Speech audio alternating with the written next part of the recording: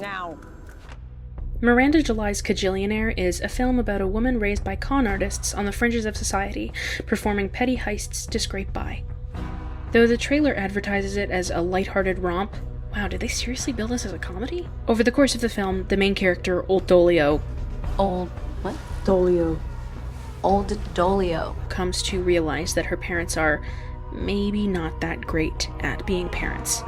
There's a lot of ways that July brings attention to the relationship between Old Dolio and her parents, as well as to the relationship between Old Dolio and the world around her as a result.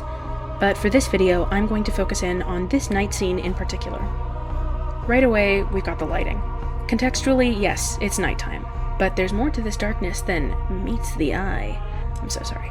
Several times throughout the film, Robert and Teresa refer to the big one, an earthquake of biblical proportions that will destroy everything and kill everyone, leaving them to float in a black void of nothingness. Their certainty and terror of this inevitable doom has manifested in Old Dolio's fear of earthquakes, turbulence, and the dark. Old Dolio's little lamp keeps her room well lit and isolates her from the darkness and uncertainty of the rest of the office space they live in. Her office space shows us that her experience of the world has been narrowed, as she's been completely boxed into this life by her parents. And her little cubicle also confirms visually what we already know to be true. Everything revolves around the next petty job to keep them afloat. In the scene itself, Old Dolio checks on the family smartphone to see if they've won any contests with their hundreds of alibis, and her mother catches and interrogates her.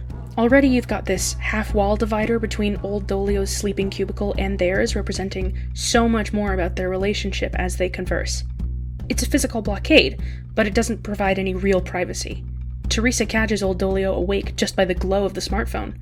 Old Dolio gets all the supervision of a concerned parent, without any of the affection, physical or verbal, of a caring one.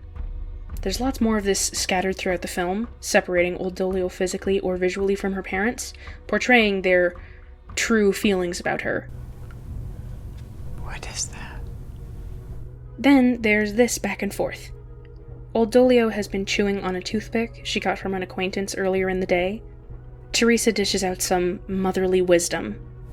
When a man gives you wood, anything made out of wood, he's saying, you give me wood.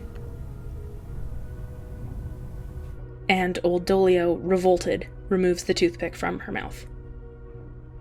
Even with something as innocuous as a toothpick or the cost of a necktie. This is not a cheap tie. Well, you can't see it because you're not of gentle birth. There's this constant critique and distrust from Robert and Teresa, weaponizing Old Dolio's naivete, a naivete they have thrust onto their very adult daughter. In a later scene, Robert claims that he never wanted to treat her like a child, and yet all of their skepticism and disdain seems to be rooted in this simultaneously infantilized and hyper-distanced treatment of Old Dolio, which they use to manipulate and control her perception of the world and of outside influences. Because most people want to be Kajillionaires. That's the dream. That's how they get you hooked. Hooked on sugar, hooked on caffeine. Ha ha ha, cry, cry, cry. Normal people are hooked on life. They're stupid. They're obsessed with sex, money, material goods. All of their judgment of the outside world, and of Old Dolio, subtextually connects the two, leading Old Dolio to scrabble for any way to prove herself. Me, I prefer to just skim. So do I. Do you? Oh, that's interesting. The exact mindset they need from her in order to keep using her in their heists. There's a mountain of symbolism and visual imagery all throughout the film portraying Old Dolio's abusive parental situation. Though this scene only covers some of it, and it connects to a lot of other points throughout the film, I think as a standalone scene, it's a great example of how July made sure to show Robert and Teresa's emotionally abusive presence permeating every part of Old Dolio's life. I think this is a little different because they're my parents. In what sense? What? In what sense are they your parents?